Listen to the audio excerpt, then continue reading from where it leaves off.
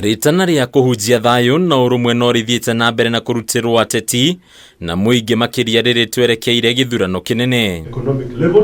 Makiaria mari kaunti-ini ya Nakuru, anyitite mia ngwataniro ya kibururi ya andikani ya FKE ni mahoete ateti gutigirira bururi-ini wagacirithia thayu kuona undu wothe mugaru na uguo waya kuhotomia nginyagia gukura kwa utonga wa bururi. Kenya is engulfed in election fever and we are seeing electioneering everywhere, and our concern is that the tempers are rising, and sometimes the quality of discourse around the elections does not really lead to peace and harmony.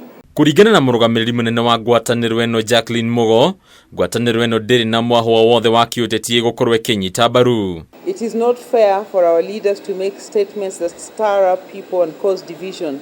We want to head to the elections together as a country so that people can vote openly and fairly and democratically for whichever leaders they would choose.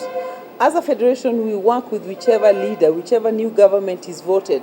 Ngwataniro eno no eheanite kiraniro gia gutigirira ni arumboyania na mabata maruti ya wira undu umwe na andikani bururi-ini niguo gutigirira riera ria guikara na kuonjorithia bururi-ini ni riagirira. We know times are hard, the cost of living is high, people cannot afford to put food on the table, they are having challenges in transport, so we know that there is suffering and that Kenyans are struggling. But at the same time, enterprises are struggling.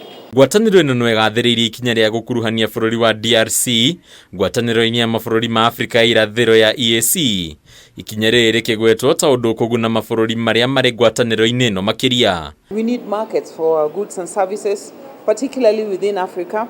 We'd like to see the adoption of technology by enterprises and by government increasingly in the way it offers services. Harunia Kameme TV ritwira kwa ni bataro wa mwagi. Thank you very much, Edie. Let's give another clap.